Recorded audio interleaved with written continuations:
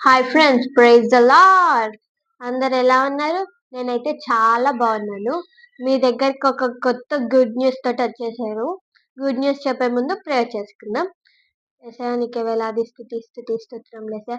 యేసయ్య, ఈ సమయాన్ని ఇచ్చినందుకు నీకే వేలాది స్తుతులు యేసయ్యా. యేసయ్య, ఈ ఎపిసోడ్స్ తీయడానికి నీ కృప దయచేయండి యేసయ్యా.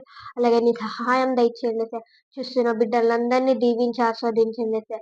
ఈ చిన్ని ప్రార్థన మీ పాస్తం చేర్చుకోమని యేసయ్య శ్రేష్టమైన నామమున వేడుకున్నాం తండ్రి, ఆమేన్. మీకు ఆల్రెడీ అర్థమైపోయి ఉంటది ఏంటిదో. అయితే నేను 5 ఎపిసోడ్స్ తీసాను కదా! నాకు ఇంకా ఎపిసోడ్స్ తీయాలనిపిస్తుంది.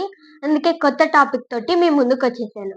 ఏంటిదంటే, నేను చిన్న మెమరీ వర్స్ చెప్పి, దానికి తగిన స్టోరీ చెప్పి, దా దానికి ఎక్స్‌ప్లనేషన్ ఇస్తాను. ఇదంతా 10 మినిట్స్‌లో అయిపోతది. అయితే ఇంకా ఎవరు సబ్స్క్రైబ్ చేసుకోకపోయి ఉంటే చేసుకోండి. అలాగే లైక్, షేర్ కూడా చేసుకోండి. నా గురించి ప్రేయర్ చేయండి, నేను హెల్తీగా ఉండడానికి. ఇంకా నేను ఈ వీడియోస్ నాకు టైం ఉన్నప్పుడు తీసాను. ఎందుకంటే స్కూల్ స్టార్ట్ అయిపోతే అందరు బిజీగా ఉంటారు కదా! అందుకే నాకు టైం ఉన్నప్పుడు నేను వీడియోస్ తీసి అప్లోడ్ చేస్తాను. ఓకేనా? టాపిక్‌లోకి వెళ్ళిపోదాం. ఈరోజు ప్రామిస్ ఏంటిదంటే Jeremiah 33:3 call to me and I will answer you. దీనికి సంబంధించిన స్టోరీ లూక్ 18:35-43లో ఉంది. స్టోరీ ఏంటిదంటే, జీసస్ ఎరికో పట్టణం ప్రవేశిస్తున్నప్పుడు ఒక బ్లైండ్ మ్యాన్ రోడ్ మీద కూర్చొని అడుక్కుంటుంటే, అయితే జీసస్ ఇంకలా చాలా మంది వెళ్తారు కదా ఫ్రెండ్స్. అయితే వెళ్తున్నప్పుడు సౌండ్ వస్తుంది కదా బ్లైండ్ మ్యాన్కి.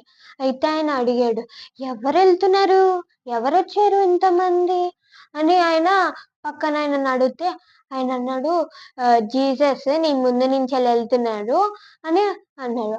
అంటే ఆయన చాలా ఆశ్చర్యంతో, ఎగ్జైట్మెంట్ తోటి అన్నాడు, దావీదు కుమారుడా, నన్ను కరుణించుము అని అన్నాడు.